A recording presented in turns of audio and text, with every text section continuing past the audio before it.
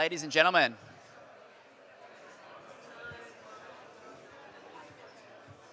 thank you for coming. How good? How full is this room? This is so good. This is really good to look at. This is awesome. Thank you so much for making the trip into Q. Thank you so much for turning up for the founders that you're about to hear from tonight. My name is Richard Berry. I am the Senior Manager of Entrepreneurship here at the University of Newcastle. And I'd like to begin by extending my respect to the Aboriginal and Torres Strait Island people, the world's most ancient continuous civilization on Earth. And it is a privilege to acknowledge the traditional owners, the traditional custodians of the land on which we are gathered today, and I pay my respects to elders past, present, and emerging. I am standing on a Wabakal and Worimi land. It always was and always will be Aboriginal land. I am very delighted, very happy, very excited this evening to welcome you to the I2N Accelerator demo night, and for the first year, with not just an all industries and clean tech stream, but also a health tech stream. But firstly, we are in a big building and we need to cover the housekeeping. In the event of an emergency, please make your way out of the building using any of the available exits indicated by green signs. They are just there where you probably came in, but there's also one to the rear and one to the other side of the building. Our muster point is located on the grassed area next to this building. Kellen and I will don big red hats, or the I2N team will, and we will let you know where to go. Toilets are located on the mezzanine level just up those stairs, and an ambulant toilet and parents' room are behind the tiered seating just behind you all. If they are not already, please switch your phone to silent. You're welcome. The University of Newcastle acknowledges its role in driving economic diversity and growth across our regions. The I2N was established 9 years ago to support innovators and entrepreneurs. And we fuel their success, regardless of their affiliation to the university, by connecting them to the 4 things we know they need: community, coaching, customers, and capital. As some of you may know, we began as a prototype hub, a little two-level hub on Hunter Street, which has flourished into this purpose-built facility here at Q Building. We were able to test a lot of things and meet the ecosystem where it was and support it over the years to where it is today. And that impact speaks volumes. With over 160 teams who have been supported, they've gone on to raise more than 60 million in capital and generate over 37 million in revenue. This effort, and what's really important, is that it translates to over 260 brand new jobs for our region, and importantly, almost 300 student engagements, including career-ready placements. That is a huge translation of progress. But none of this could happen without the leadership of the University of Newcastle's President and Vice Chancellor, Professor Alex Zielinski, our Deputy Vice Chancellor, Research and Innovation, Professor Z. Upton, and our Pro-Vice Chancellor, Industry and Engagement, thank you, Warwick Dawson.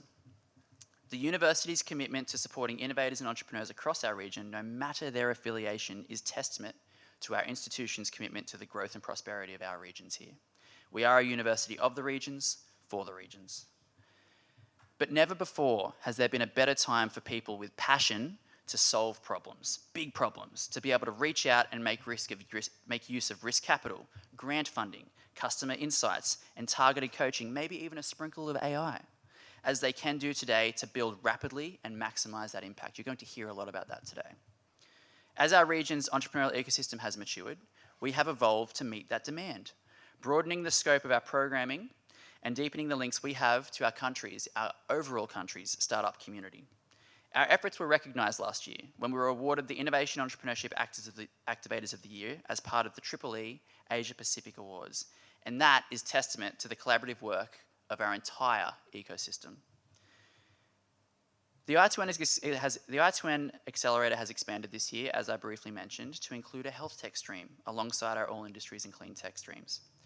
Building on the success of Bootcamp last year, we widened our investor and industry engagement list, and we're so thankful, incredibly thankful, to all of those who leaned in back in July to support and select this cohort. And a huge thank you to all of you who made it here tonight in the room who were with us in July. It means a lot. And we can provide this comprehensive support We can provide this comprehensive support to founders thanks to the ongoing support of our gold strategic partners, Davies, Collison, Cave. Thank you, Lauren. And our program partners, the Trailblazer for Recycling and Clean Energy. Thank you, Sam and Pierre and your teams. And the Central Coast Health and Wellbeing Living Lab. Thank you to Courtney and her team. Thank you to everyone for uplifting the I2N Accelerator in 2025. Together, we are continuing to build a robust foundation for regional entrepreneurship. And a massive thank you to our mentors who volunteer their time to work with each founder to support, challenge, and connect them to what they need in that moment.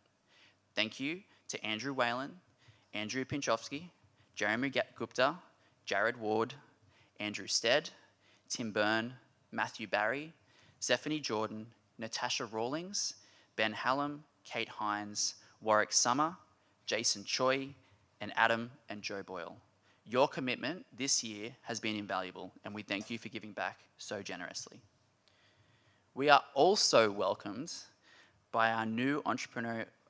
We also welcomed this year our new entrepreneur in residence, Eric Wedderpole, who has added his own version. He's added his own version of awesome and special to this year's cohort. His ability to help founders maintain focus on what actually matters, cut through the noise, and concentrate on high-impact priorities, he has a wonderful matrix for that, has been transformative. But beyond the strategic guidance, Eric has brought genuine empathy to the company building process, creating space for founders to reflect deeply on their own entrepreneurial journeys and what properly and importantly drives them.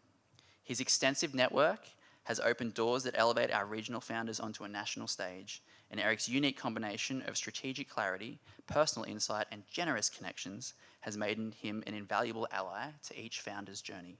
Please welcome our extraordinary entrepreneur in residence, Eric Wedderpole.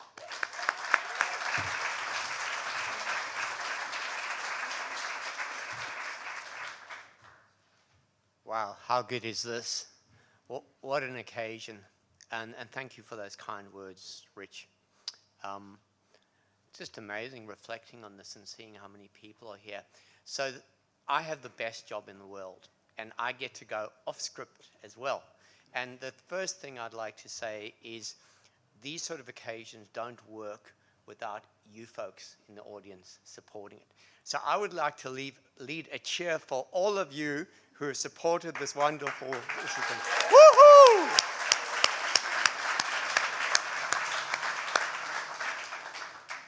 I'd like to pay a special tribute to Rich and Kellen and Siobhan with the support of Warwick, who have bought a very, very special accelerator for the region. I've worked a lot of accelerators, a lot of very good. It's a tight crew. It's super special. They do awesome work. And I'd like to acknowledge my fellow virgin in the program, Kellen. Kellen, raise your hand and show people where you are. So Kellen is I'm sure you all know, you get people who get stuff done, you get people who are good with people. Kellen can do both. And that's a very unusual combination, and it's just been very special to work with you. It's just been fabulous. So what an entrepreneur in residence does, they have all the fun and none of the stress. So really what it is someone who's been there, done it, built a company, made heaps of mistakes. They've got lots of gray hair, in my case maybe no hair or less hair. And it's really about helping founders to navigate their own path and see where they're going and take them on a journey. But with these founders, I've taken them on a journey as their Sherpa, and now they are cutting their own path and they're moving forward. And that's very exciting and very special. So what makes a good founder? Well, if you think of most of us, we see a problem and we walk past and we think, wow, that was rather annoying. A founder will say, this is a problem, we need to fix it. And that's what makes a good founder. They're someone who actually then thinks about the problem and works out a unique way of fixing it. But that's not enough. So what makes a great founder? What a great founder does is they go on a mission. They build a company which is their life's purpose, which makes the country and the planet a better place for all of us. And that is what these 12 great founders that you're going to hear from tonight have done.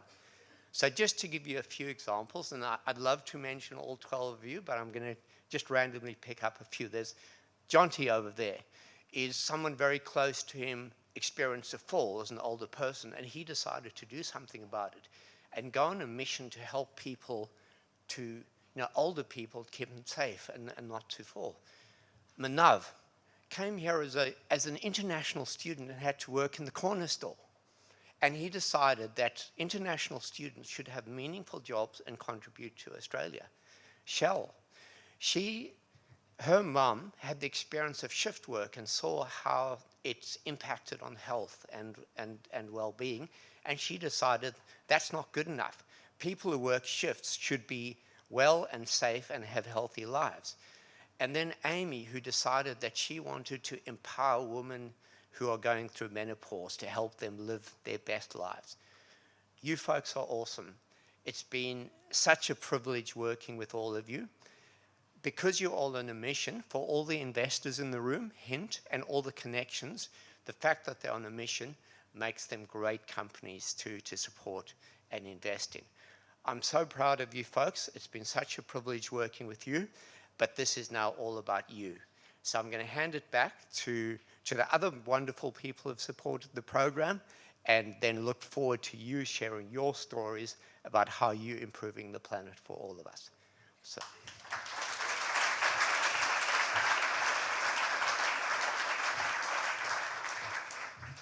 Thank you, Eric. Continuing our work with the clean tech stream, we are so fortunate to have Charlotte Connell return as our clean tech industry connector. A born and bred Novocastrian, Charlotte is what you might call a superpower connector. She has an extraordinary ability to understand exactly who our founders need to meet and then make those introductions happen. But Charlotte's impact extends beyond individual connections. She's a passionate advocate for our region, constantly ensuring that Newcastle receives the recognition it deserves in the national innovation stage. Her commitment to both our founders' success and our region's reputation has been instrumental in building the credibility and momentum our clean tech ventures need to thrive. I will now hand over to our clean tech industry collector, Charlotte Connell, to say a few words. Welcome, Charlotte.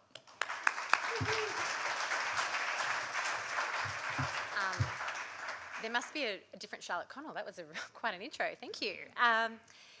So $270 trillion by 2034.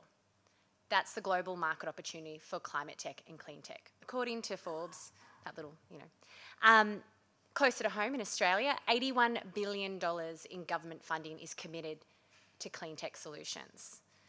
Here in New South Wales, it's $1 billion to secure energy. Across the startup ecosystem, the sector that gets the most deals in investment, can you guess? That's right.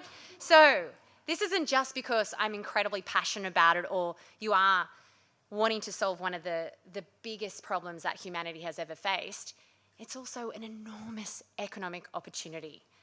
Or as you'll hear from the one founder, Ben couldn't make it today, it's about doing things better, smarter, more efficiently, and turns out to be cleaner too. And I think maybe we need to talk about climate tech and clean tech in that way, that it's just about doing things better. And I think that applies to all of the incredible companies. Ben and Alex, who are in the clean tech stream, have something so uniquely incredible from the hunter here. And interestingly, they both solve these big conundrums that we have in this new economy. AI, you might have heard of it, is overwhelmingly popular. There's a lot of hype around it, and it will streamline things. It will get us to super intelligence. It will make things better, faster, smarter. But it's also obliterating all of our energy usage forecast. So we need to get better, smarter, more efficient in how we create energy, how we store it, and how we distribute it. So we'll share Ben's deck with you as well. They're both representing the best kind of innovation that comes from the hunter, and that's industrial, it's unique, it's forward-thinking, and it's passionate. Now, Alex was able to test out his assumptions with the manufacturing, with the mining, with the industries here in the Hunter and the Central Coast. And that is a unique privilege you have for being located here. Ben was able to develop his research, build a prototype in the incredible university facilities. Now, and at the Sydney Showcase, Blackbird, just a small investor, Investment New South Wales and Lighter Capital all came to me to mention that was the best pitches they had seen. So I know that what people in the room are used to this. You're used to the best. But I want you to know that it's not just the best here. It is the best, the most innovative and the most forward-thinking. So it's been a real pleasure to help out, but I think this is just the beginning, and I'm so excited to see where you'll go. Thank you.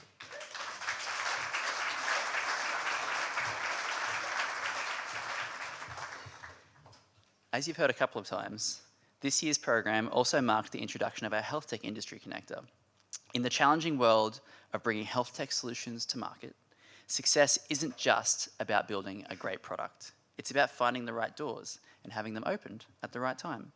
Mark Flynn has been instrumental in forging vital connections across industry, government and risk capital for our founders, creating pathways that typically take months and years to develop. Mark has gone above and beyond, leveraging his personal network extensively to help each founder navigate health tech's complex landscape. His passion and dedication embody the mantra that each venture takes a village to raise. I will now hand over to our health tech industry connector, Mark Flynn, to say a few words. Welcome, Mark.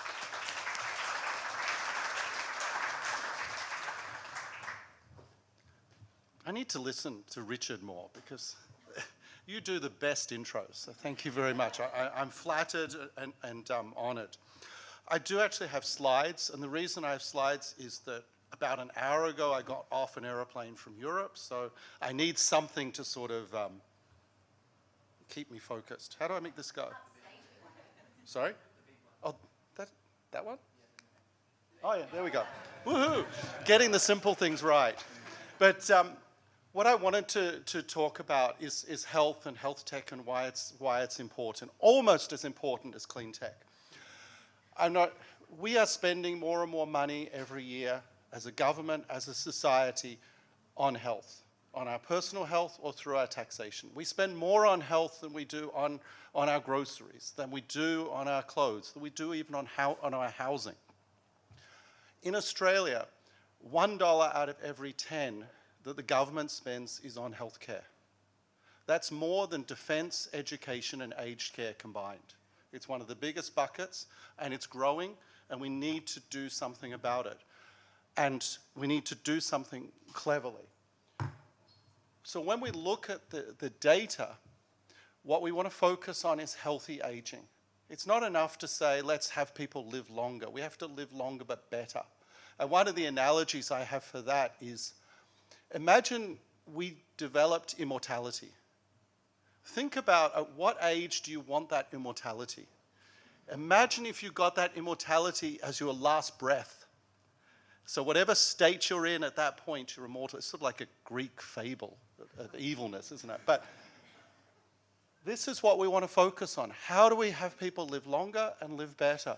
And in terms of health and the healthcare, the health tech startups and founders we have Jonty, who's helping people reduce the amount of falls that they have, helping people after neurological issues be able to take steps and be more mobile, making sure that they don't end up sitting in a chair the rest of their life so we can actually have mobility. We have Oome with MenoMojo, looking at the differences and the challenges that women go through as they enter menopause, and what can we do to help them live stronger and better at those times. Chelsea working with shift workers, because if we can solve many of the issues of shift workers during their adult life, they're going to have a better age life. And importantly, the Equity Energy people who are looking at childhood mental health. And some of the statistics and the work they do around there is so crucial and important. And I think, we've covered what's important about health tech, but I just want to share with you, it's also about what's important with health tech in this region. We have the Hunter New England Health District. There are about 1 million people within that health district. It's a health district the size of Tasmania, when you put it into perspective. It's Australia's second largest hospital, is the John Hunter Hospital.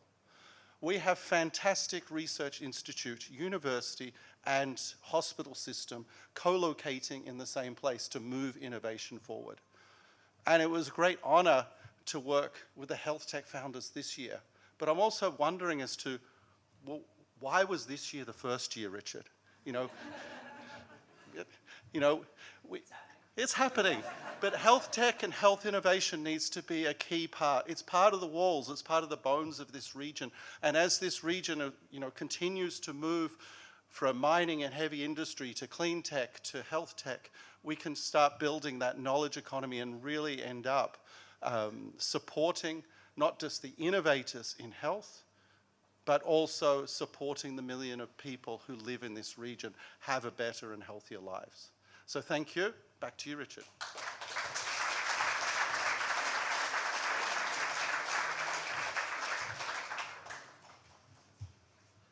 Thank you, Mark. Since their first steps through the doors at boot camp in July, these founders have taken us on an incredible journey. We've watched them challenge assumptions, embrace pivots, and transform their ventures in ways that continue to inspire us. But what's properly set this cohort apart is their dedication, not only to their ventures, but also to each other. Whether it's advising on tech stacks, refining each other's sales strategies, deck building and pitching practice pods, or even setting PBs together at parkrun on a Saturday morning. This cohort has been there for each other every step of the way. To our remarkable founders, your dedication, resilience, and willingness to grow hasn't just impressed us, it's reminded us why we're passionate about what we do for work. While tonight is a milestone, an important one, it's just one chapter. You've heard it from a couple of people now. It's just one checkpoint on your entrepreneurial story. And we are committed to supporting your journey through continued mentoring and incubator opportunities. It doesn't end here. In a moment, you all will experience 12 groundbreaking ventures through 4-minute presentations. Afterward, I encourage you all to visit their demo booths just over there and engage with these innovators during our networking session. There are some fun games and interesting things to engage with in those booths. It is truly a demo. Each founder has a unique story to tell, and I guarantee you'll want to be part of their next chapter. But one last thing before we jump into the pitches. While we have you all here, both in person and on the live stream, we'd like you to put your investor hat on and share with us your insight. Both behind me on the screen and on your name tags, you can check your name tags too, there's a QR code that takes you to our decision page. Throughout the course of these pitches, these 12 that you hear tonight, I want you to arrange the screen that you see from that QR code and let us know who your number one is from top to bottom. We'll have a special prize for the top ranked venture at the end of tonight. They didn't know this. I now have the great pleasure of introducing our first founder, Amy Lombard from MenoMojo. Please give it up for Amy.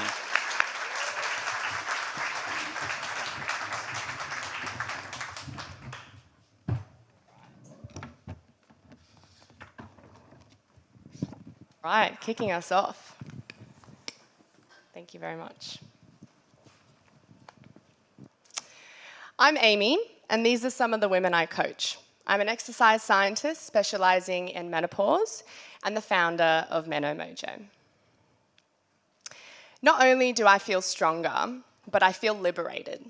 This is what a client said to me 4 weeks into her strength training journey. And it wasn't just about being stronger physically, it was a whole new lease on life for her. And here she is climbing the Great Wall of China. Building strength has the power to completely redefine a woman's menopause experience. And I can say this with confidence because I've already coached hundreds of women to be their strongest at their oldest. But it's not enough. there are 3.2 million menopausal women in Australia right now who deserve to feel good in their own skin. So it's time to scale and make a bigger impact. So why now? Well, menopause is finally having its moment. Conversations are being had, experiences are being shared, and solutions are being offered. And the menopause market is booming. But with this rapid growth has led to a fragmented market where women are left feeling confused and overwhelmed with the vast amount of misinformation and conflicting healthcare advice. They don't know what to do, where to start, or who to turn to for a realistic solution that actually works. And on top of this, you've got the actual impact of menopause, with 80% of women reporting the severe impact of their symptoms on their quality of life, their health, their careers, relationships, and self-confidence. But this is where MenoMojo comes into play. A menopause coaching platform distilling science into real life at scale. It is evidence-based, yet simple and practical, with coaching and community at its core. Unlike the competition, we're uniquely positioned to bridge the gap between clinical, research-based advice that tends to stop there and just be advice, and generic fitness programs that aren't suited to menopausal women. So what's next? Well, I've proven that it works. I have so many clients who have completely changed their menopause experience by reclaiming some control in their health and fitness. So it works. And so now I'm validating a scalable online subscription-based model so that more women can feel this way. But MenoMojo isn't just a fitness platform. It's a movement to redefine menopause as a stronger and more empowering time in a woman's life. So we'll continue to grow by exploring business-to-business partnerships, including telehealth, corporate wellness, private health, and gyms. So right now, we're aiming for our next 100 customers online. So if you know of any wonderful menopausal women here who deserve to feel better in their own skin, send them my way in the booth. I'm also looking for expertise in online product strategy. But as we grow into Australia's leading menopause fitness brand, we'll look for investment opportunities for market expansion and continued growth. So I'd like to speak to you too. So the I2N experience for me has been absolutely wonderful. I help women find direction. I help them cut through the overwhelm. I provide them with structure and guidance to help them achieve their fitness goals. And as a coach, I know how powerful accountability can be. And this is what the I2N has given me. Running your own business can be really, really lonely, particularly when you're wanting to go on this big adventure of scaling. And the I2N has really given me clarity in my goals, support, but mostly the community and the networking has been so special. So that's been really the best part about this community. So thank you everyone at the I2N for that. And thank you everyone for listening to me. I'd love to have a chat to you. Not raising capital yet, but would love to in the future have that conversation because women deserve to feel stronger and more empowered as they go through menopause. Thank you.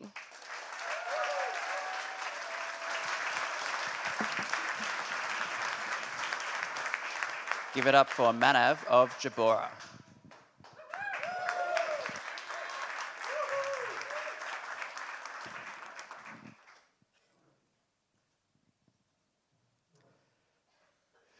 Good evening, everyone. I am Manav Arora, founder of Arora, Australia's visa-ready job platform, where we are connecting international students with meaningful work. Every year, international students waste weeks applying for jobs they are not eligible for, just because there's no clarity on which jobs accept them.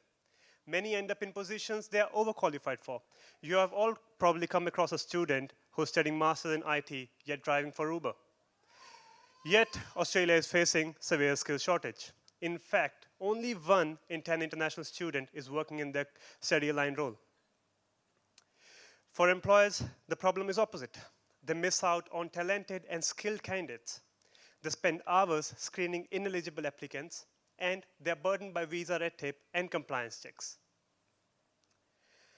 There are more than 720,000 international students in Australia today, most eager to work, but are locked out due to lack of visibility and clarity. That's a massive, untapped, motivated, and skilled workforce. Here comes the solution, Jobora, a job platform where international students find meaningful and visa-friendly roles. All jobs listed on Jobora are pre-checked for visa eligibility, so we provide absolute clarity to international students on where they can apply. Also, we provide AI-driven insights on which jobs they are best fit for and where they can improve the chances for a job. For employers, Jobora provides a pre-vetted pool of candidates. We pre-vet candidates based on visa status, work rights, and skills and experience. They don't have to do anything. No time wasted, no compliance risk. They can use our AI-driven process to post a job in under 2 minutes. Why me? Well, I've lived this problem. When I came to Australia 4 years ago, I worked as a barista. Even when I had the skills and passion to work in IT, all my applications disappeared into a black hole. Now, I can say I'm a data engineer, and now I understand the job market for international students. Also, as the president of Indian Student Association at Newcastle University, I have validated this pain point among hundreds of other international students. I've started the pilot in September, and I've already got my first placement.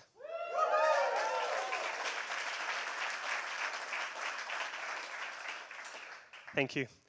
Now I'm scaling my pilot to 100 students and 10 employers. By December, I'm hoping to get my five first successful hires. The ask is simple.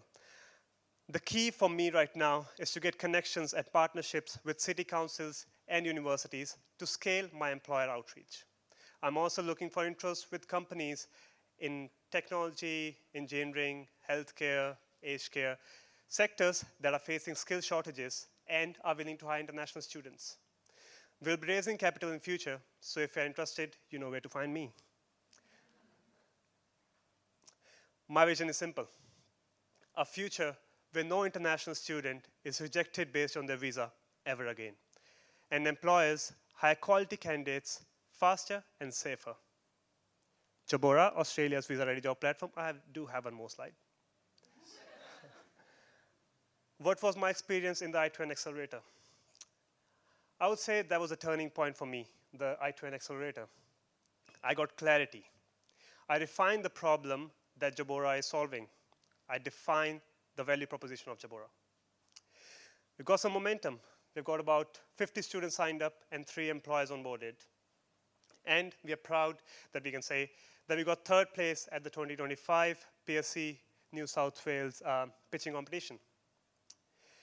The most important part of I2N Accelerator is we are leaving this with a ready-to-scale MVP.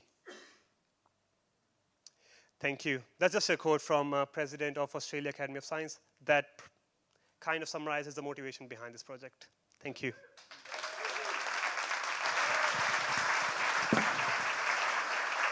Please welcome Himanshu from PitchCast. Give it up for Himanshu.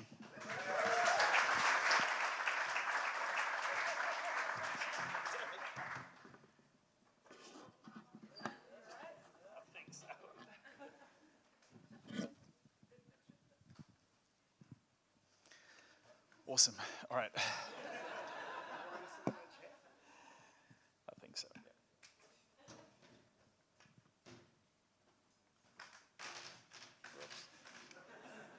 Sorry.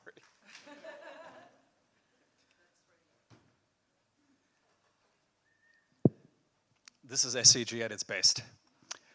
Ping Day test, India, Australia, 2025, packed stadiums, unlimited sponsorships, and hundreds of cameras. And this is grassroots sports. No cameras, no crowds, just pure cricket where 99% of the games are played. I'm Himanshu Rao, founder of PitchCast. I run a successful business during the day, but I'm a cricket tragic. My earliest memory of cricket is watching the sport with my dad when I was 6 years old. And I do the same now with my kids, my 10-year-old and my 6-year-old, whilst my wife prefers to watch the grass grow.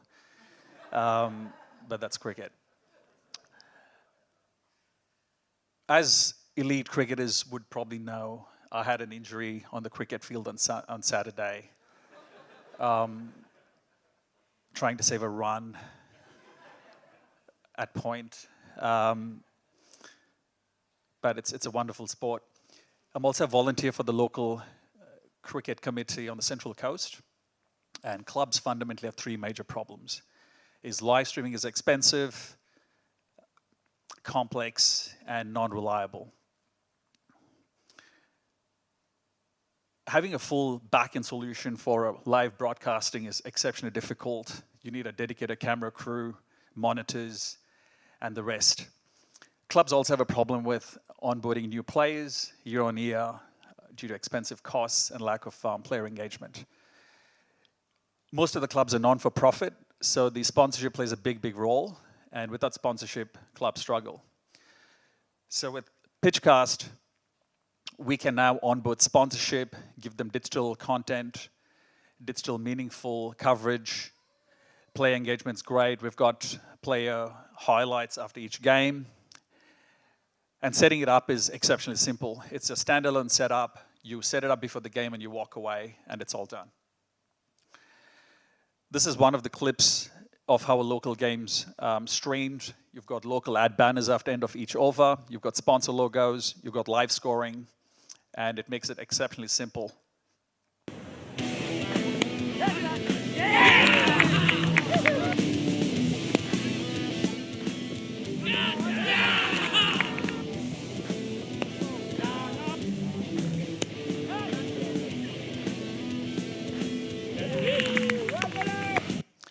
We could watch more of this at the booth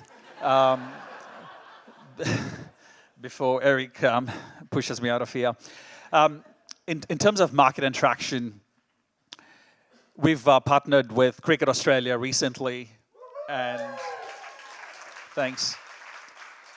And we can now stream the game through the Play Cricket app. So when the scores go on Play Cricket, you can watch the same score overlays on through PitchCast. We've signed up early adopters, playing customers on the Central Coast, Newcastle, and in Sydney. In terms of business model and roadmap, this is obviously phase one, and this is just the start. Before we go into India next year in March and roll it out to 1 billion people, solving 1 billion dreams. The next stage from there on is to move into other sports, not just cricket, because we build the back end for any sport, and especially going to the US where college sports is absolutely huge. Talk about baseball, soccer, basketball, it's absolutely phenomenal. So it's a perfect time to get into live streaming and to make it grow. The ask, whilst we're currently bootstrapping, we'd love to make some meaningful connections today, have some meaningful conversations before we enter India next year. And help grassroots sports grow. In terms of another ask is if you know any local sports clubs, colleges, we'd love to have a chat. I'm in one of the booths right at the back, and we'd love to have an introduction to any of these clubs.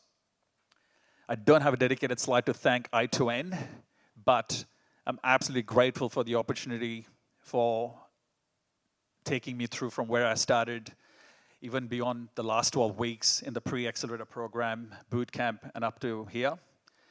I do want to especially thank Eric for putting up with me each week. The amount of customer discoveries I've had to do. Thanks to Rich, thanks to Kel, thanks to Tim. Tim is my mentor. He's tried exceptionally hard to try to get me into his son's cricket club, Henry's cricket club in Sydney. Thanks to Kate for sending me those podcast links where there's some amazing stories we can talk later. So no, it's been absolutely brilliant, and I'm absolutely grateful for this opportunity. So thank you so much.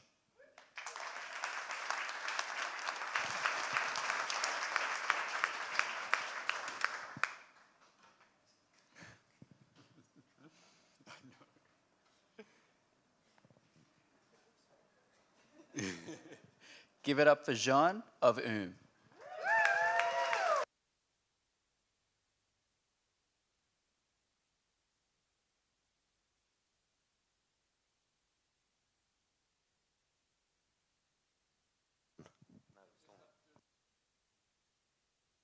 Is it better now?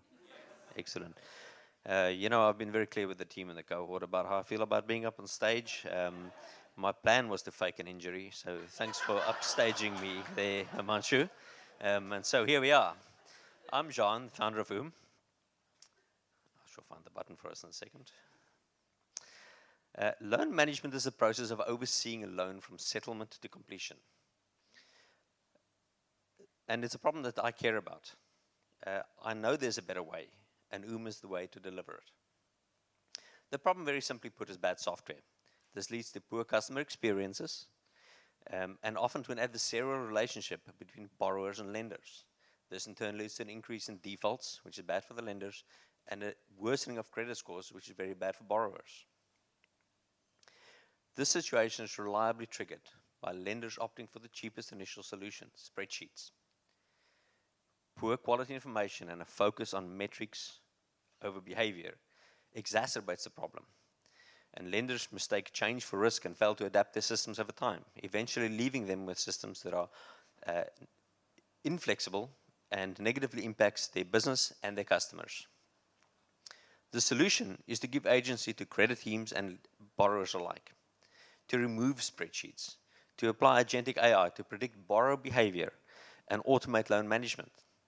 This reduces risk by building a trusting relationship with borrowers and improving loan outcomes. Oome is an integrated, scalable solution, not just an idea, it's already in pilot. Our initial target market are niche private lenders who are currently using spreadsheet or who are busy scaling up. Their typical spend on loan management system a month is less than $10,000. Our strategy is to target specific verticals in this market, build expertise and reputation, refine Oome, and then repeat for a different vertical. Our goal is to reach $150,000 per month in revenue in this market. At Oome, we see competitors as a reliable source of qualified leads. We will serve their customers better than they can. We target underserviced, unhappy lenders and convert them to Oome by showing them how we adapt to their business and support them. We want to see them succeed. At the end of 2023, I was convinced there had to be a better way to do loan management. A year later, we had a demonstration deployment ready. In April this year, Oome was accepted into the fantastic I2N Accelerator program, an early sign that we're onto a good idea. By August this year, we had great validation on the back of our pilot phase. We are currently focusing on expanding key areas of functionality based on what we've learned from the pilot project. The I2N Accelerator has been an amazing journey, and you've heard it from some of the other founders, and you're going to hear some more in a second as well. We celebrate the wins and we analyze the losses. We learn, we pivot, and we take the next step. As founders, sometimes the best asset we have is absolute sheer tenacity in the face of all evidence, and that's why we're up here. Looking ahead, we will build on a growing client base. We will prove our value proposition that Oome improves loan outcomes while reducing risk and reducing operational spend. Our focus on security and compliance then puts us in a favorable position to scale up and go after large lenders. With a stable system and a proven value proposition, we can focus on the finish line, servicing large lenders. These typically spend more than $50,000 a month on a loan management system, and our goal in this market is to reach a revenue of $500,000 per month. We are bootstrapping on the initial success we had during the pilot phase, so we are not raising capital right now. However, in 2027, when we scale up to go after large lenders, we will be exploring funding opportunities to help us achieve that scaling. So please join our journey by subscribing to our update email, which goes out monthly, and you can also help by facilitating introductions to decision makers in the credit industry. Thank you.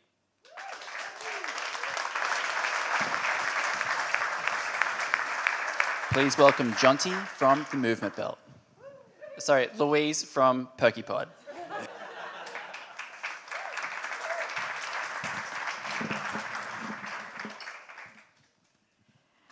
I don't look as good as Jonty, sorry. Hello, my name's Louise and I am the Chief Plant Mum at PerkyPod Plant Pots. I am on a mission to stop you killing your plants. We all know plants are great for our health and well-being. They make our homes beautiful, soften structured corners, bring life to dull edges. They bring us joy, beauty, and a sense of calm. They even make us more creative and productive. Yet, we just can't keep them alive.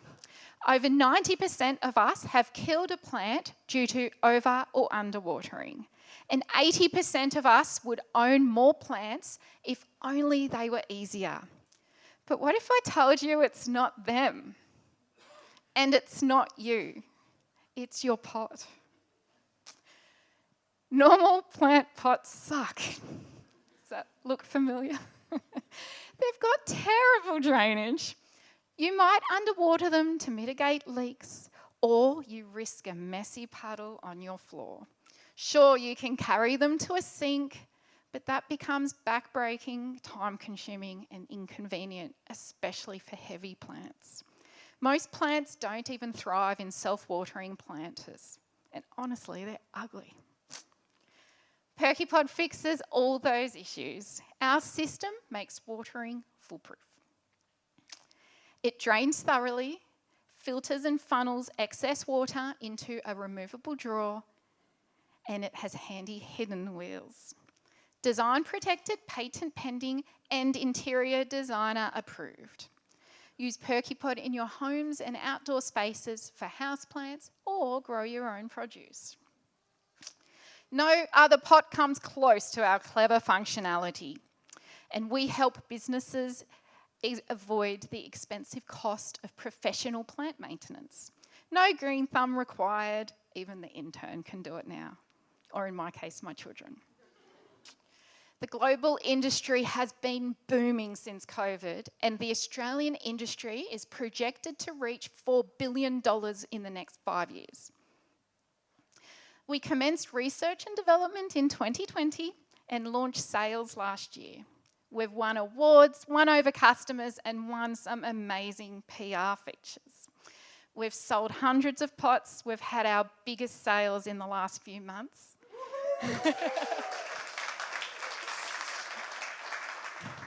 We've actually finally had a few profitable months, which is crazy. We are ready to scale. Why me? I spent 25 years as an Air Force engineer. I deployed on operations overseas, and I was very busy running some of the Australian government's largest ever infrastructure projects. I put the poor in time poor. Rare downtime was spent possibly with a glass of wine, watching Love Island. No, hang on, Real Housewives, because they're business ladies. I became the plant doctor among my friends, and I noticed watering issues were the most common theme. I spent years hunting for a pot that would save busy people time and stress. Fed up that nothing existed, I just invented it myself. So let's stop killing plants together. I would love to explore licensing and partnership options, ideally with businesses that have expertise in manufacturing and distribution. We've been bootstrapping so far, and I also need your help getting more PerkyPods out there. If you know any homes or businesses that could do with mess-free, stress-free pots, please come see me at my booth after this. So, the I2N Accelerator. As others have mentioned, it can be quite a lonely journey when you are a solo founder. Especially for me, I came from a massive organisation like Defence and found myself working solo from a very lonely office in my house most of the time. I have to say, I haven't always worked in the most supportive environments. So I'm used to being the only woman in the room at the table. I'm used to, even if there are other women, it's pretty competitive, and not all of them learn that at a certain age you probably just should start supporting other women and building each other up. And I've experienced firsthand what a difference it can make when you start taking that approach. To come on the I2N Accelerator gave me a really good opportunity to just walk into a room and feel like everyone had my best interests at heart. Initially, I'll have to admit it was hard for me to accept that that was genuine because I haven't always had an easy ride of it. Sorry.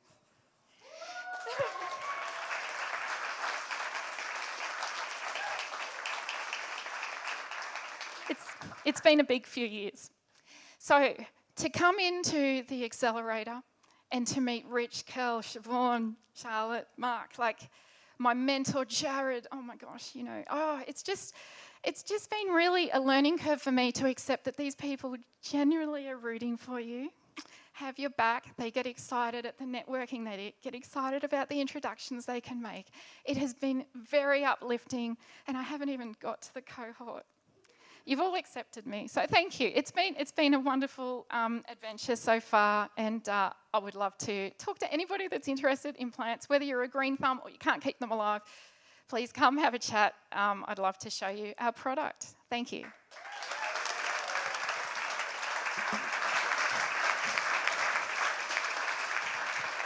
Give it up for Jonty Durrheim of the Movement Belt.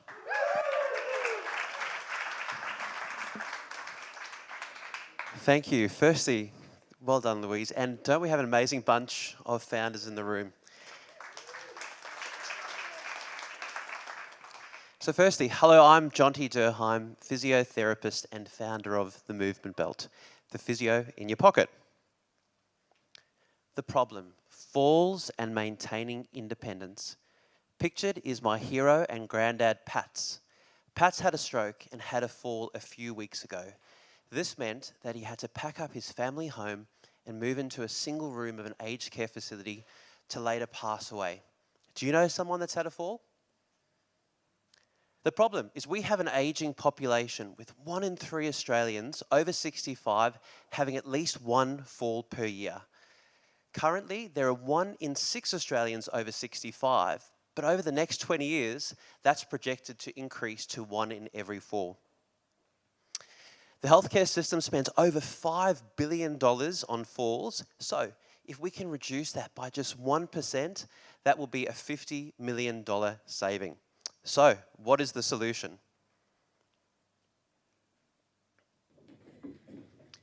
A walking belt that provides prompts or cues to step. Cueing helps the brain by sending signals to the body by giving it a helpful reminder. For example, if I feel a buzz at my hip every time I should take a step, my brain can use the signal to take longer, more even strides. In our initial 20-participant study, we saw over 90% improvement in walking parameters. Why is this a big opportunity? We know we have an aging population. There's already compelling evidence that cueing is effective in walking parameters. Our product will overcome the bulky nature of a lot of mobility aids by providing discrete, real-time assistance. Our initial entry will be as a low-cost assistive technology under the NDIS. What does this mean? It means there's no out-of-pocket expense for the user and no lengthy report writing for the allied health professional. A win-win. The product will be priced at $1,200 with over 80% profit margin. Our biggest competitor is the physiotherapist, but they will become our biggest endorser. Alternatively, there are some complex products out there, but often too expensive or out of reach of the average consumer. Our team has clinical, public health, and technical skill. So, since March of this year, we've moved through 2 stages of prototype, secured provisional patent, and completed that 20-participant study. Currently, we're increasing our referral base with more than 8 allied health providers engaged. And next, we're actually engaging with the University of Newcastle to complete a study, as well as preparing for commercialization. So what are we seeking? We need $500,000 in seed round investment. This will ensure a compliant, well-designed product with sales in Australia and a trajectory to move into the international market. We also are seeking expertise to secure further grant funding. The I2N. We are very grateful for the I2N and all the leaders that have been mentioned and their belief in the movement belt. I look around this room and I've also had several incredible mentors, and without them, I wouldn't be here. We wouldn't be here where we are today. Special shout out to Eric, who you've all mentioned, who supported me and us through the highs and lows of the startup journey, even tonight. Thank you.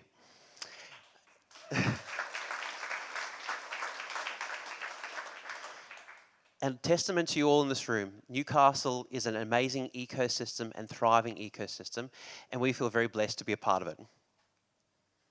So why get involved in the movement belt? Our product fills a critical and untapped care gap by providing assistance from the hospital or clinic into the home. We must reduce falls and these costs. Wouldn't you want a physio in your pocket? Thank you.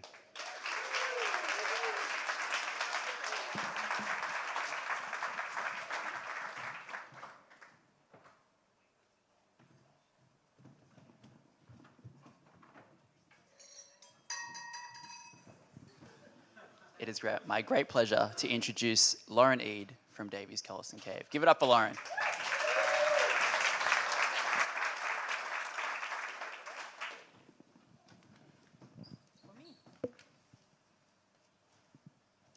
I don't like to speak from notes, so I'm going to start by saying my first note is pump up. So, who's having a good time, everybody?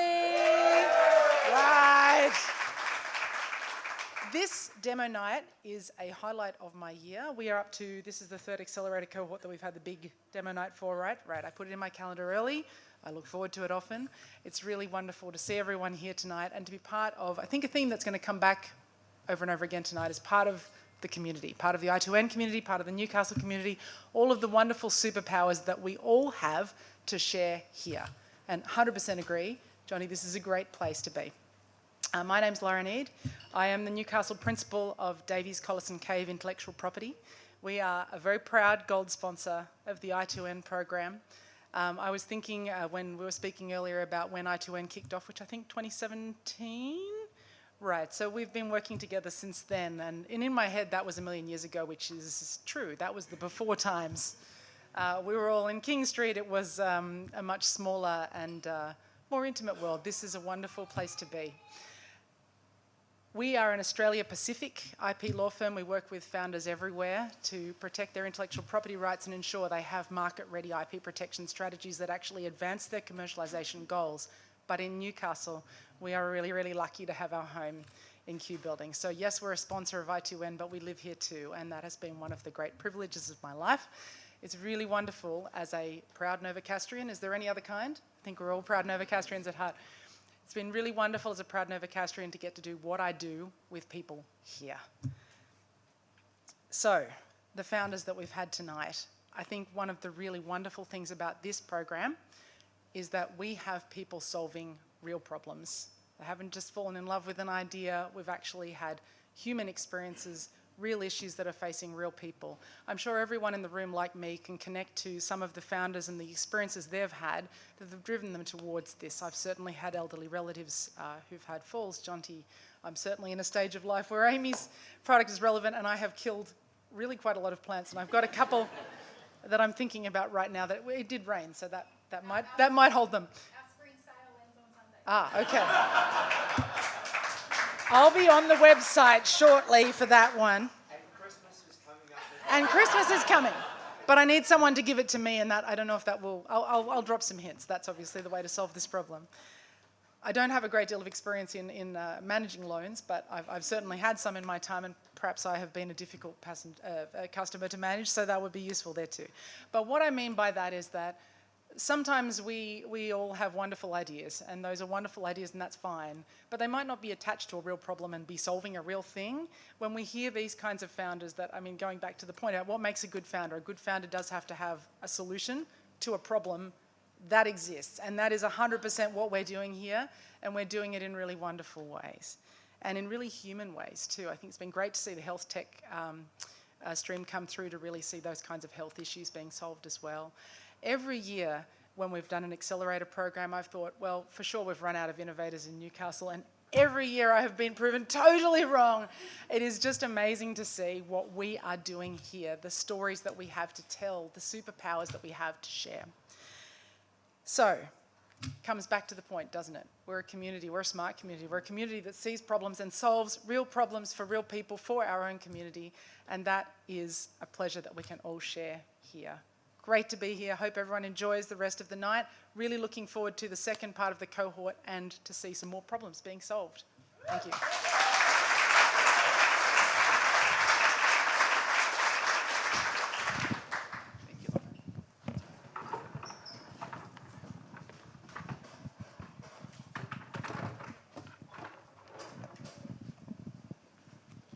Please give it up for Mick Dunn of GoBanter.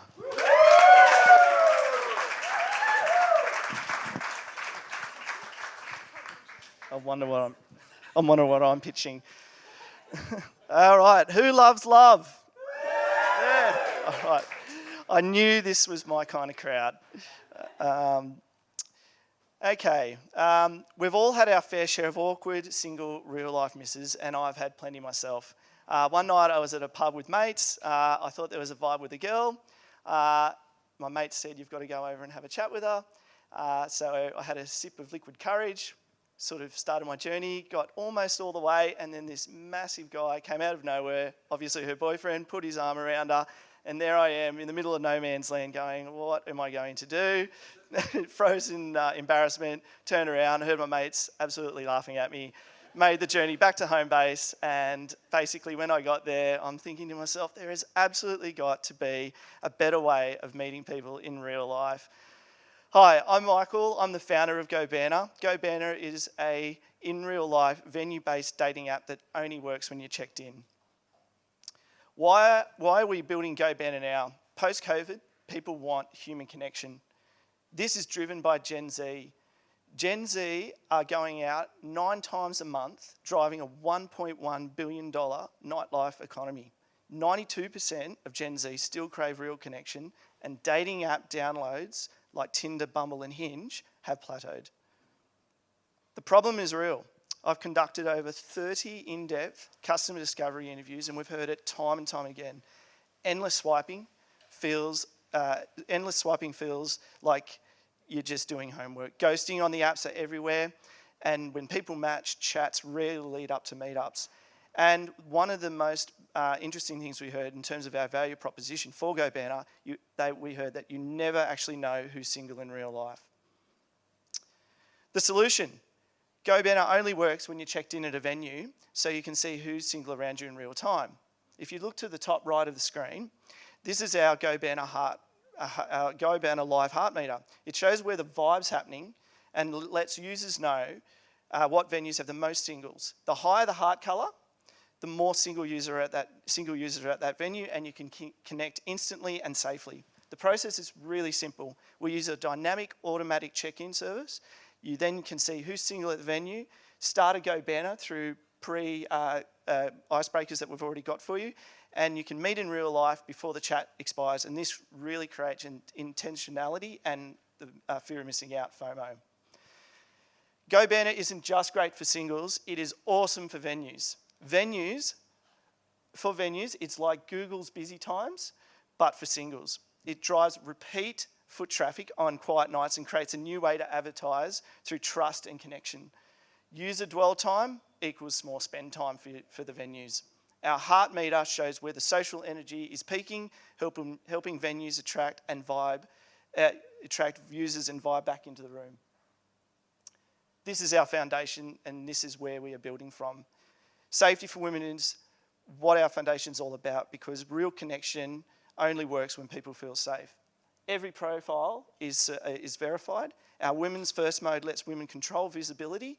They're counted in the vibe but hidden until they choose to connect. They do have also the option to be visible, but that's up to them. We also have features like drop a pin for friends and a quick report and block tools, which makes GoBanter, the safety part of GoBanter, the entire part of our design, not just an afterthought. At GoBanter, we are monetising the heart meter. This is done through venue subscriptions, live dashboards with engagement, data, visitor trends, and real-time heart meter activity.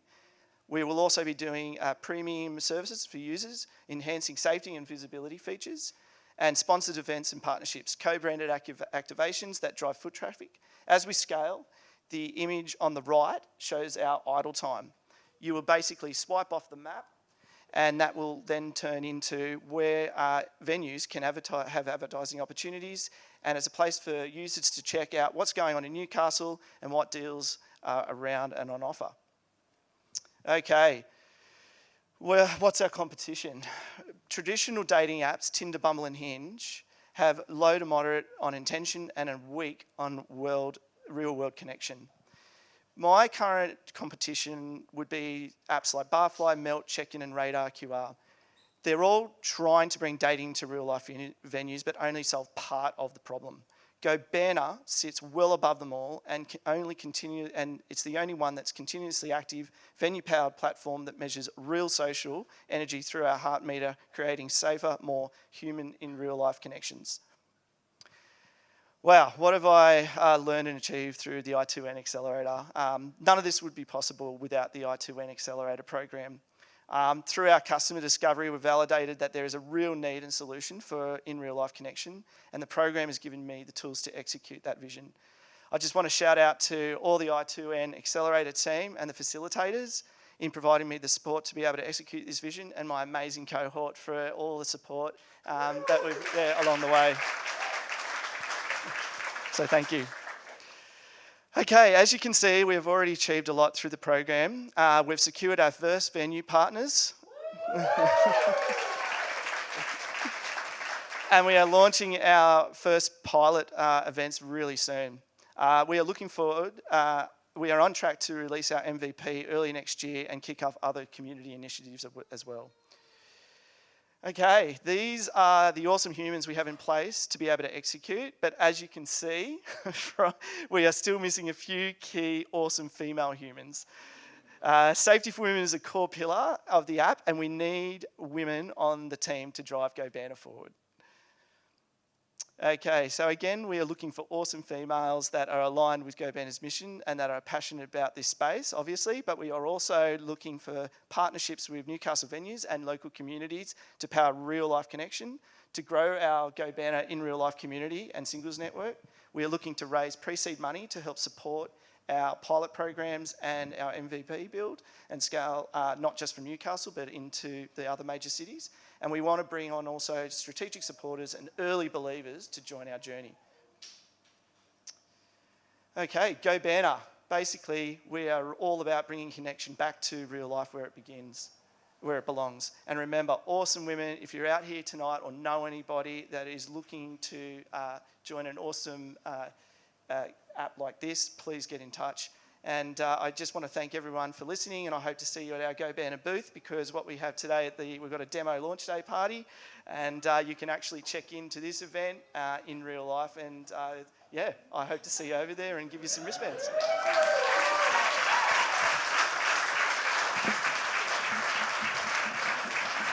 Please welcome Alex from JasperNode.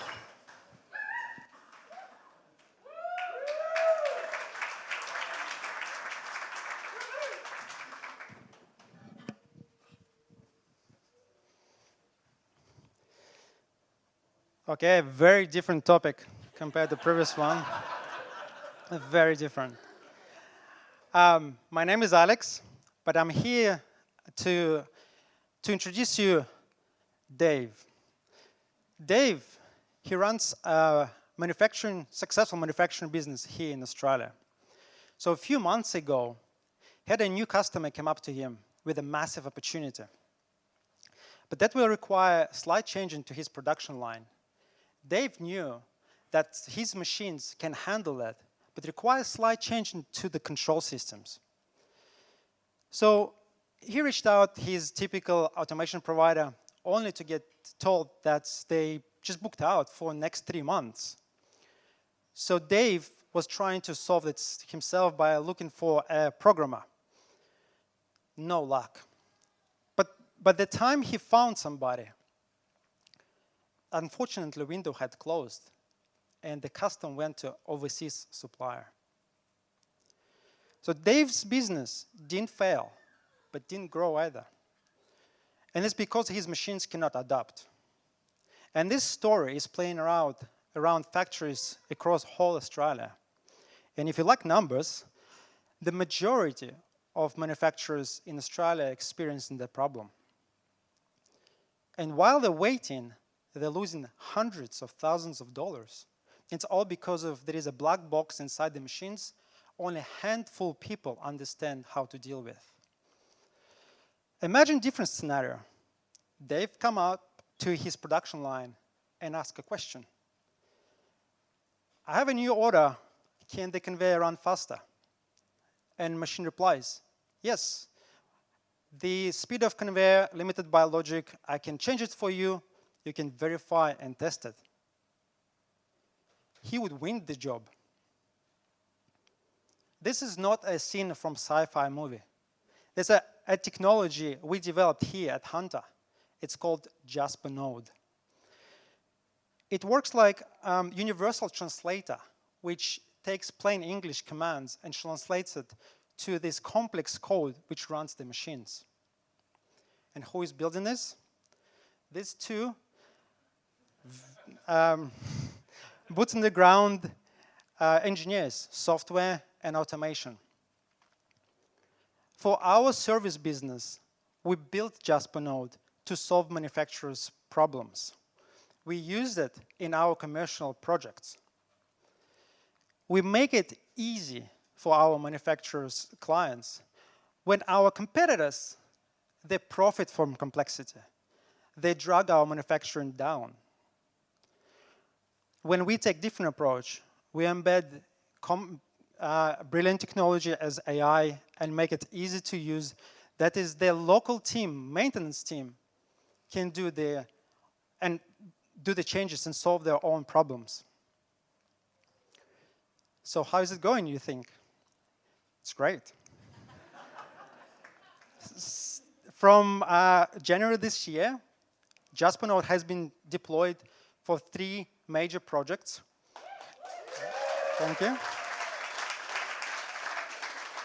And more importantly, after learning commercialization process, we secured our first sale last month. Yes. And we are on a trajectory to find and secure strategic partnership via channels we learned here at I2N. And speaking of I2N, we came to I2N with a product proven and well-engineered, I think. But we had no idea how to commercialize it. I2N helped us with the networks and mentors, how to define and craft go-to-market strategy, and gave us confidence how we can move forward. Moving forward, we need few things. Probably not money at this stage. We'll come for you to ask you money when we prove the value. But what I want you to ask, if any of you have in mind a forward-thinking manufacturer, or you might know an industrial electrician or a company he's running, please tell us about the technology exists. Please reach out and contact with us. We're going to be at the booth over there. There'll be a nice light flashing later. Please chat to us. We really appreciate your help. And yeah, I think that's it. Thank you. Please welcome Ben from Equi Energy Youth.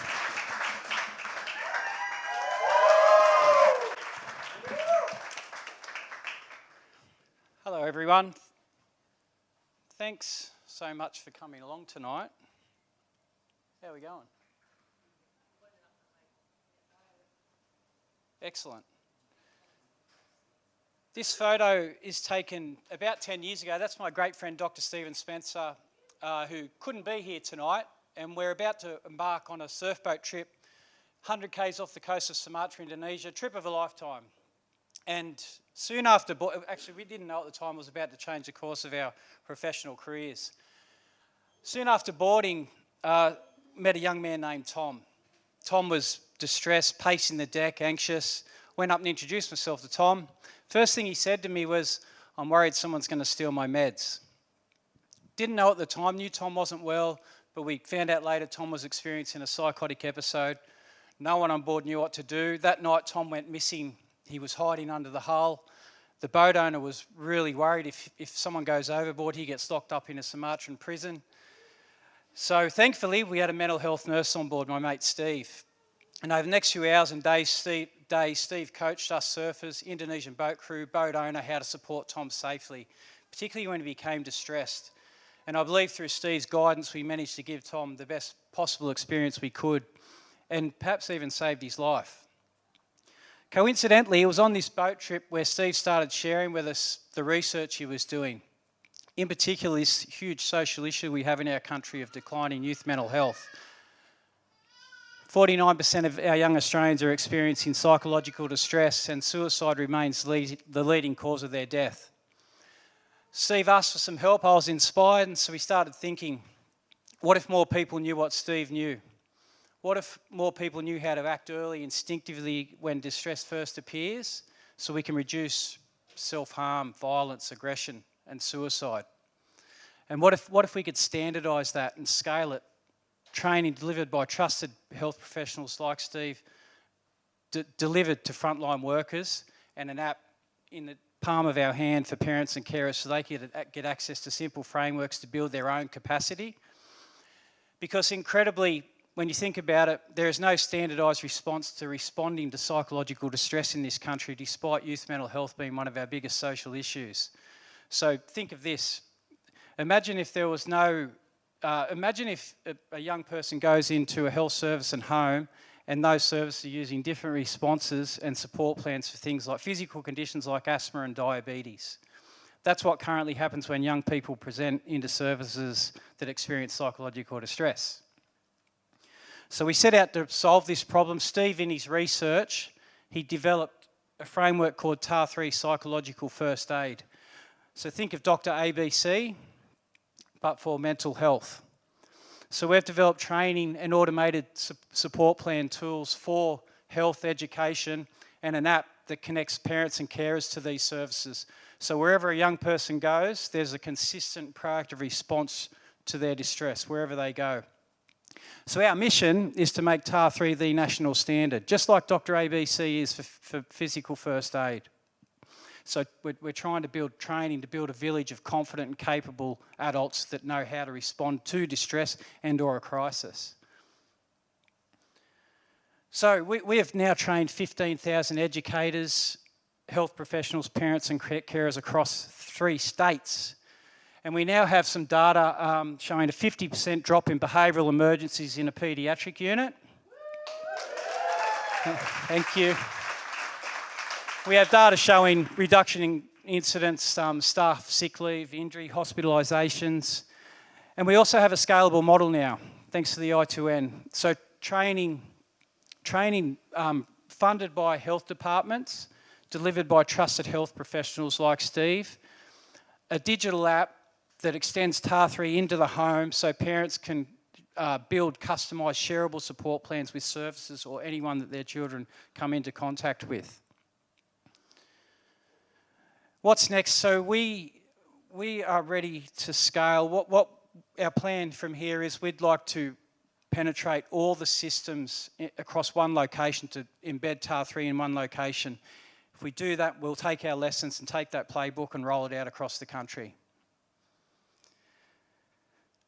We are asking for government investment, corporate funding and philanthropic donations to accelerate the rollout. Imagine if we can pull that off with the data that's presenting now, fewer hospitalisations, fewer suicides, stronger communities, millions and millions of dollars saved in public health expenditure. We're ready to scale. This problem demands much faster action. So if this resonates with anyone, please come and see us. We'd love to talk to you about it. I2N, so 10 years ago, we were on a boat trip. We got off that boat and started thinking about, we need to develop an app. We need an app. Everyone's doing an app. So we spun our wheels for 10 years and then we've developed an app with the I2N. Curtis, our software engineer, is here. Paula, Steve, getting us all in a room to hyper focus on what we really need to do to get this app developed and to scale has been enormous for us, and just given us frameworks that we can follow. Eric, have to mention you've been enormous for us, mate. Thank you. Richard, Kellen, Kate, and Mark, of course. Everyone, I know I've missed people. But thanks to the I2N. Congratulations to you all. You're all wonderful people doing great things. You're action people. Thank you very much, everyone.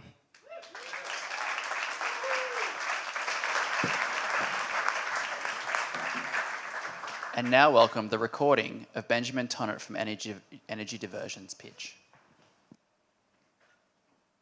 Good evening, my name is Benjamin Tonnott, founder of Energy Diversions. Australia, like the rest of the world, has committed to net zero by 2050. To achieve that, large green farms are being built.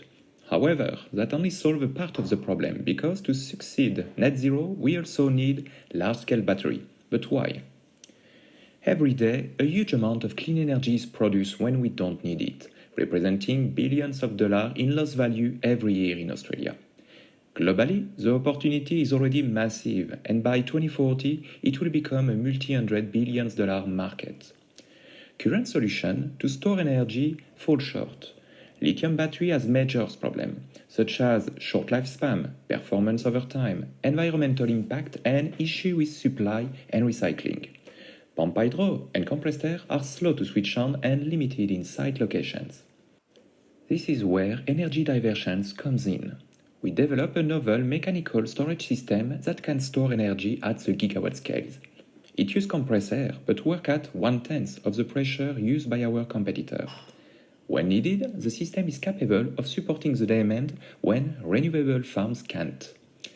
It is a game-changing approach that addresses all issues from current technology with the following benefits. It's flexible for deployment in any decent size water body. It lasts much longer than lithium, offering a more attractive financial return. Unlike battery, our system doesn't degrade over time, and the key point is our circular approach. We can repurpose open-cut mine. We don't have any disposal problem, and we can manufacture it here in Australia using recycled material. Our technology returns energy previously stored as compressed air through 3 different phases, offering an overall efficiency close to pump hydro storage. The technology is modular, flexible, and scalable, more than most other storage approaches, and it is adaptable to a variety of sites. I'm a solo founder, but currently building a team with skills complementary to mine to succeed this project. The prototype have been extensively tested in the lab as part of my PhD.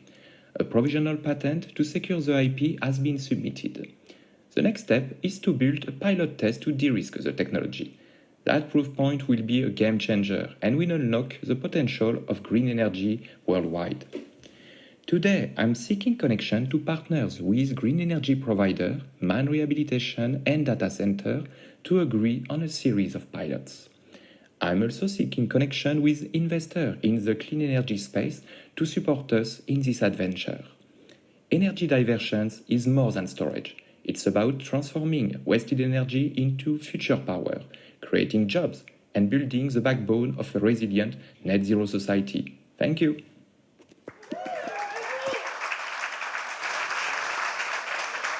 Please welcome Chelsea from Chell.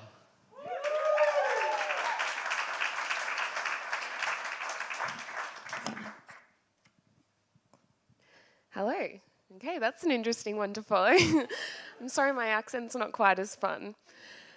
I'm Chelsea. I'm the founder of Chell. I am a naturopath and nutritionist, as well as a digital health education specialist. The problem we're solving is the significantly heightened risks that shift workers face for their health, fatigue, and injury. Why is this important to me? Well, I grew up with a shift worker's mum. My mother, Deborah Robertson, spent 40 years in Victoria Police. So I have a lot of childhood memories of my mum either working or sleeping or recovering from the working and the sleeping. I learnt a lot of really important lessons from my mum spending 40 years in a tough industry and all of her years of shift working. One in particular was not to eat a big meal at 2 a.m. and have beers when Victoria Police would put it on for everyone in the middle of a night shift. Another was definitely the importance of having a sewing room or a therapy room, and also a lot of determination and resilience. And a lot of these lessons that I've learnt from my mum have kind of been the foundation of why I developed this business. I could reflect on my mum's time and see some of her health challenges, but also a lot of the statistics that she avoided as well. Okay, so why is this so important? This is a really big opportunity because the health and safety of shift workers impacts businesses financially. The health and safety incidents cost businesses $25.7 billion in annual losses, and a lot of this is due to presenteeism, specifically from fatigue. And a single business can lose up to $1.6 million per 1,000 staff. Not only that, and the reason that I'm so passionate about this project from the start is because of the way that the risks of shift workers impact the workers themselves. So shift workers and those who work extended hours, so think mining and construction, they have a 2.5 times higher risk of major injury and significantly higher risks of suicide and obesity as well. So our solution is an evidence-based digital health program. It is completely self-paced, easy to roll out across multiple shifts. And our solution is also personalised as well. So workers will come away with their own personalised action plans that they can continue to utilise for lasting change. So our solution is for shift workers and on-site workers, so think mining and construction. And the big reason that I was inspired to start developing this business many years ago was because I saw that there was a really huge gap. There are lots of solutions out there that are more top-down or reactive solutions for shift workers. So think, roster structures and restrictions around driving times. But there was nothing addressing this proactive bottom-up, what the worker can be doing themselves to be minimising their risks and enhancing their health and their energy and their happiness. So the market size is growing significantly in Australia. The corporate wellness industry and the corporate safety industry is putting more and more money in every single year. So the outcomes we deliver are both to the business and the workers. So there's research that shows that businesses who invest in proactive education have significantly lower workers' compensation costs, and they also have a very high ROI. Additionally, there has been a lot of new regulatory requirements coming out, particularly in the last couple of months, that specifies digital health education or health education. And some of the requirements actually also mention body clocks, nutrition, sleep, psychosocial safety, all topics which my programs dive into. And then we also deliver outcomes to the staff. So staff who implement some of the evidence-based tools that CHEL programs cover have significantly lower risks of injury, anxiety, heart risks and depression, the list goes on. The statistics are really, really impactful. So, what has this process looked like so far? The first 3 years were spent on research and development, so going through the extreme amount of research specific to shift workers' health, which led to the development of 3 programs. We secured our first client in Asiona. Thank you. So now we are at the stage of expanding our clients and our reach. This will be through direct clients and as well as partnerships. Next, we'll be developing refresher programs as well as a quarterly check-in for staff, and then an app development based on our continued learnings from clients. So, what have I learned through the I2N Accelerator program? A lot. I think the best word to summarize it is really connection. So first of all, connection to my mission and my strategy. I have gained so many valuable insights as to how to continue to progress forward with this mission through a lot of the specific workshops that we've done, but also just through all the connections that we've been able to make, as well as myself. So early on in the program, we did a leadership day, discovered all of our strengths, and that has really woven into every single interaction I've had moving forward. And community. Oh, do I know how to go back? Yes, I do. Okay. Finally, connection to community. This has been the biggest one for me. I spent the first 3 years of this business sitting behind my laptop solo, doing all the research and development, which I did really enjoy.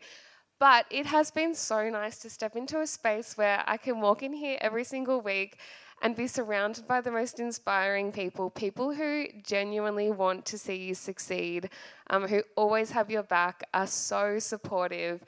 You know, to everyone in the I2N and the accelerator, this accelerator cohort, thank you so much.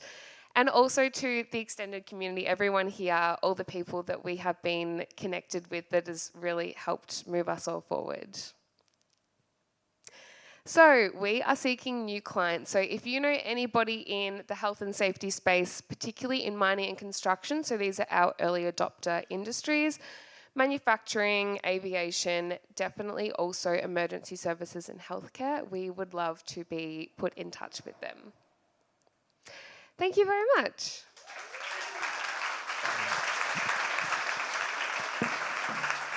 Please welcome our last but definitely not least founder, David Larkman of Noted. Give it up for David.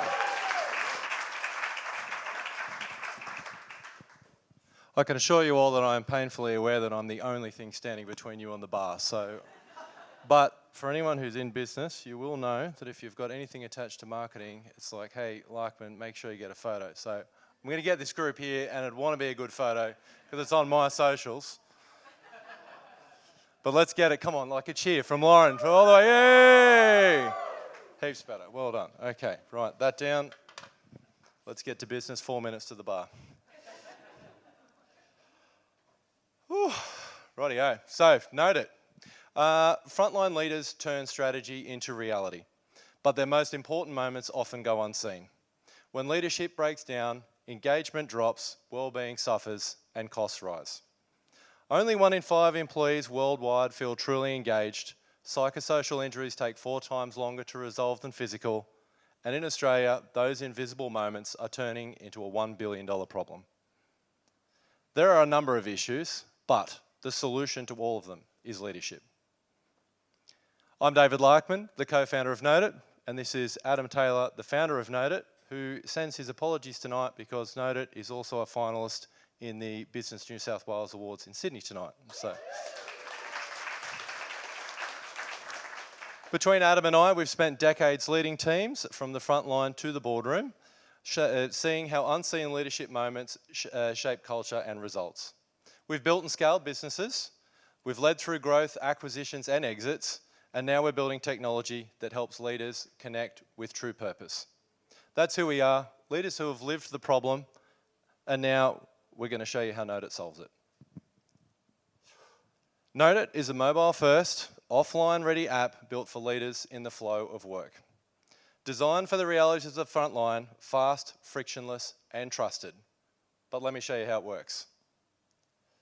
Simply open the app, hit the plus button, use the template to guide your conversation. Completion is simple, using basic form controls and voice to text. Fun fact, anybody over 50 who uses our app almost exclusively uses voice to text. It's a fast way to get it done, it's voice. A conversation is captured in under 60 seconds. Only relevant positions in the hierarchy have visibility. There's no bloat. Communication gaps are closed in real time. And if you think this is simple, it is. But what really matters is adoption. Simplicity is what has driven our adoption. In less than 2 years, more than 750 paying users are already using Node across industries from mining, local government, disability services, and many others. This makes leadership visible in the normal flow of work. They're using it for recognition, well-being, safety, the everyday leadership moments that build trust and capability. And this traction isn't just validation, it's the foundation for what comes next, which for us is Node AI, built to augment, not replace leadership. The app already captures thousands of leadership moments, and soon it will prompt leaders with personalized insights. Where to focus, who to recognize, and how to keep teams connected. A quiet assistant helping leaders make better decisions in real time to build stronger, more connected teams. What we learned at I2N. When we started I2N, we didn't think Node belonged in HR or safety, but that's where our clients kept putting us. We had to be brave enough to tell them they were wrong. Node isn't another system to manage risk or compliance, it's leadership technology. And that clarity changed everything for us. We now position Node away from those other platforms as a blue ocean solution built for the frontline leader first. Doing what HR and safety tools were never designed to do, help people in the moment lead in the field. I2N gave us the confidence to define our space. Now we're focused on growing it with the right foundations and partnerships to keep the momentum strong. We've grown over 400% year on year for the past 2 years.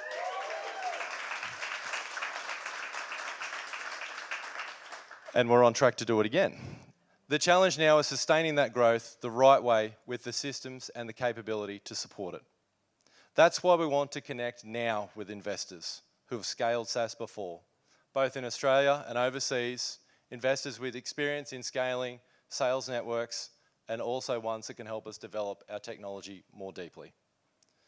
We're also interested in people who can help us open new enterprise markets and get Node even further into the leadership field.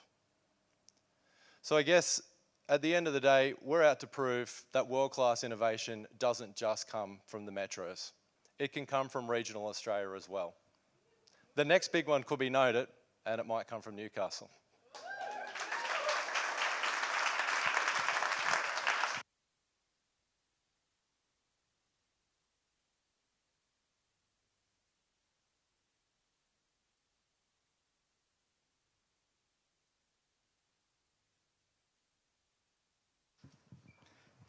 David lied. There's only a couple more minutes left before you get to the bar. I'll try and be super quick. Yeah, wow, what a night. 12 ventures, 12 bold visions for the future. Please join me in celebrating the founders who've just shared their visions. My name's Siobhan Curran. I'm the Acting Director of Knowledge Exchange and Entrepreneurship here at the university, and I've had the pleasure of leading the I2N team for the last 9 years. Demo night is my favourite night of the year, and these founders have really found something special. They're not just dreamers, they're doers. We love doing at the I2N, and while tonight really feels like a milestone, it's really just, and it is, but it's really just the start of another chapter in your journey, and we're really excited to watch and see how you all develop and grow in the future, and our support is always here. You're always welcome to the I2N whenever you need us. But before I continue, I just wanted to, I've got a quick ask, which is check out that QR code on the back of your lanyard. Now that you've seen all 12 founders, please think like an investor and consider who you would like to, if you're an angel investor and you had $20,000 to invest, which one of the 12 teams would you select? Cast your vote now, and I'll just keep babbling on while you play around with the 12 teams there. Running an accelerator really does take a village, and I'm fortunate to work with people who care really deeply, and it's just been an absolute pleasure to hear from each of the founders talk about their experience in I2N. And our accelerator demo nights are different to most other, I think I've mostly only been to metro demo nights, where it is really about the founder talking about their growth trajectory and how much capital they're going to raise, but we acknowledge that there's founders at different stages, different journeys, different sectors, different backgrounds, different appetite to want to be able to take on risk, and we're happy to support them with where they're at. And what's been a real pleasure in hearing you all speak tonight, particularly in your reflections to I2N, is the word community keeps coming up over and over again, and that's something that we're really proud to be able to support here at the I2N. But I really want to be able to, give a special shout out to Richard Berry and Kellen Patterson.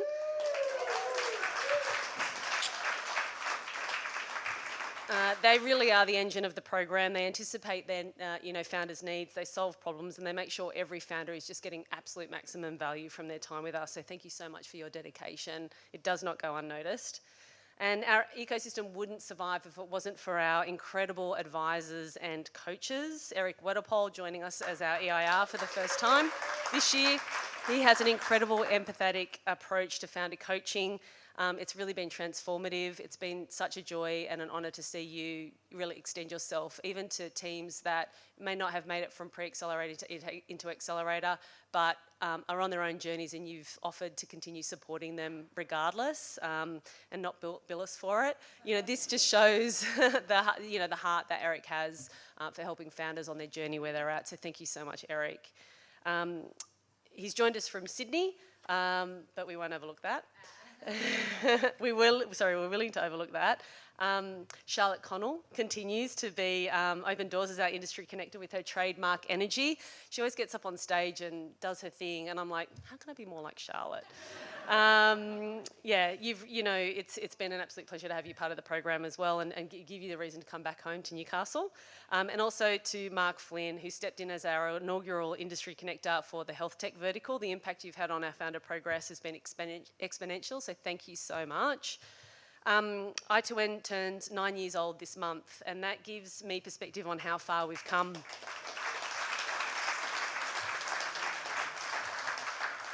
When we started, the question was whether we could build a genuine startup ecosystem in a regional city, one that had all of the ingredients that you need to be able to support founders on an entrepreneurial journey.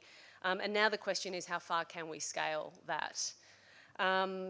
This year, we've brought validation from unexpected sources. Founders themselves voted I2N as the #1 regional accelerator in Australia through the Startup Muster survey last year.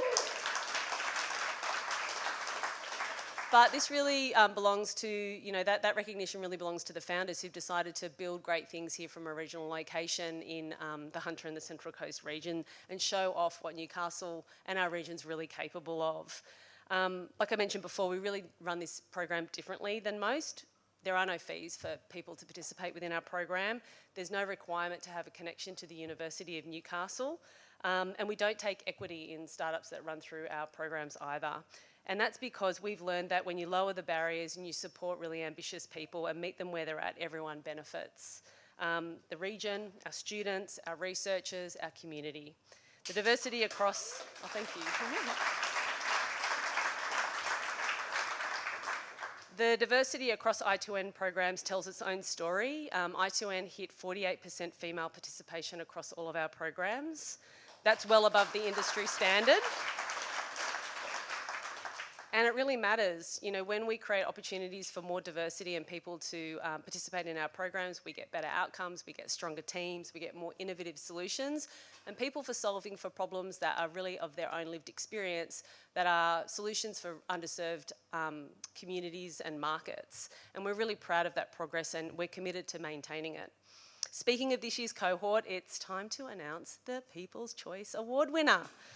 You had a tough decision, 12 exceptional teams, but one $1,000 cheque to go directly into a venture. And the winner is, drum roll, the cheque's coming.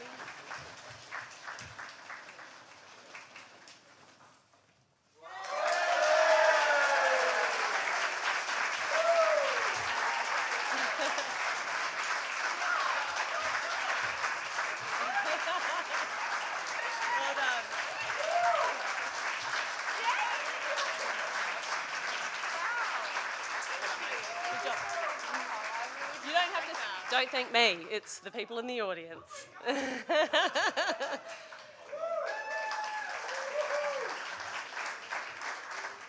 I also just want to take a moment to, congratulations, that's amazing. I just want to take a moment to also thank the people that participate within our program who, you might have heard some names tonight, but these are our volunteers, mentors. These people give up their own time. They're really passionate about giving back and shepherding the next generation of founders. They're assigned to teams, or they self-assign themselves to a team, and they show up week after week with advice, honest feedback and introductions that really change the trajectories for our teams. They're foundational to everything that we do, not just the accelerator, but across all of our programs. So if you're a mentor here tonight, thank you. You're the reason this program works, honestly.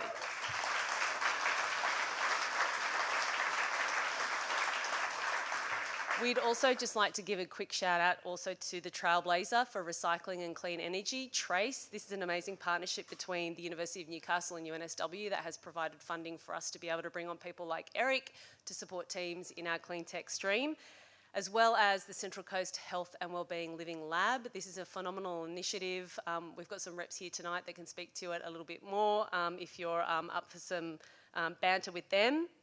GoBanter. But they're a partnership between the Central Coast Local Health District and the University of Newcastle that are really looking to support and solve problems for our ageing population. As well as Davies, Collison Cave. Thank you so much, Lauren, always providing office hours for IP way above and beyond the 1 hour free advice that we originally agreed to. And also to the New South Wales government. Investment New South Wales has been supporting the I2N. Actually, if it wasn't for them, we wouldn't have started I2N. They have provided our foundational funding back in 2016 and have continued to do so up until today and beyond. Very huge thanks to Investment New South Wales. You know, it's really easy to just look at logos and kind of go, yeah, whatever, box tick, thank you so much. But honestly, if it wasn't for their continued support, just like our mentors, we wouldn't be where we are today. They've been really, busy in the room with our founders, rolling up their sleeves and doing the work that matters. So thank you so much for your help over the years. I think, our I2N team came together at the end of last year and we planned for the next year and we think, what can we improve? And we sat down and we actually did our vision and mission, and we updated our mission to be the best place in Australia to start a startup. If you can do it in regional Australia and a place like Newcastle, which has such an amazing lifestyle, such an awesome community and all the right ingredients, we're not too big, not too small, you can try anything, you can kind of do it anywhere in the world. And I think we're getting there, or at least I think it's the best place in Australia to start a startup. So you've just watched them pitch. There's 12 great teams. They're all working on fantastic ideas. If you want to know what's coming next, whether it's through mentoring, investing or supporting our network, you can come and have a chat to me. I'd be happy to connect with you. And one final thing before you grab a drink, Newcastle's superpower is that we are all connected. So please, I encourage you to go visit the founders. They might have a bit of a queue up waiting for people to chat with them, but try and make the time to connect with them tonight. Or reach out to us and we can put you in connection with them as well. 2 degrees of separation in Newcastle is real, and those degrees of separation really matter to founders when they're starting out on their journey. Many of them have said that they're looking for industry, contacts in similar industries. So please, if you can help them with some e-intros, it would mean the world to them and might just be the thing that gets them to their next KPI. Networks and connections are everything. So to that point, let's network.